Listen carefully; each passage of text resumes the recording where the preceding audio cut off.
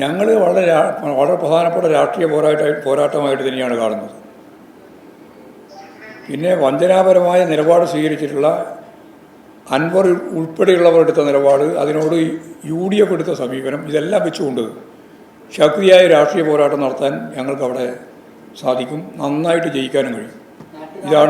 ഇതാണ് നിലമ്പൂർ നിയോജകമണ്ഡലത്തിൻ്റെ ഒരു സ്ഥിതി. നാട്ടുകാരൻ തന്നെയാണല്ലോ. അവിടെ ചെറുപ്പം മുതലേ പഠിച്ചു വളർന്നതും പ്രവർത്തിച്ചു വന്നതും ഒക്കെ അദ്ദേഹത്തിൻ്റെ തന്നെ സ്വന്തം നിയോജകമണ്ഡലം ആണ് ഈ നിലമ്പൂർ.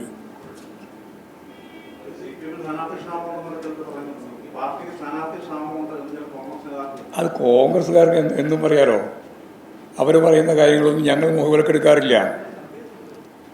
ഞങ്ങൾ ഇത് സംബന്ധിച്ച് വളരെ കൃത്യതയോടുകൂടിയാണ് ആദ്യം മുതലേ നിലപാട് സ്വീകരിച്ച് മുമ്പോട്ടേക്ക് വന്നത്. അപ്പോൾ പാർട്ടി സ്ഥാനാർത്ഥി മത്സരിക്കുക, അതും ഏറ്റവും പ്രമുഖനായ ഒരു സ്ഥാനാർത്ഥി മത്സരിക്കുക എന്നുള്ളതാണ് ഞങ്ങൾ തീരുമാനിച്ചത്.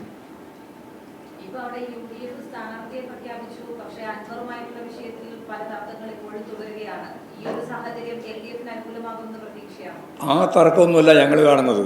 അത് തർക്കം നിങ്ങൾ കാണുന്ന തർക്കമല്ലേ. അതിൻ്റെ അപ്പുറത്ത് എത്ര തർക്കങ്ങളാണ് ആ നിലമ്പൂർ നിയോജകമണ്ഡലത്തിൻ്റെ ഉള്ളിലുള്ളത്. അതൊക്കെ ഞങ്ങൾ നന്നായിട്ട് കാണുന്നുണ്ട്. എല്ലാ തർക്കങ്ങളും പ്രശ്നങ്ങളും ഞങ്ങൾ നന്നായിട്ട് മനസ്സിലാക്കിയിട്ട് തന്നെയാണ് സംഘടന എന്ന രീതിയിൽ ഞങ്ങൾ പ്രവർത്തിക്കുന്നത്.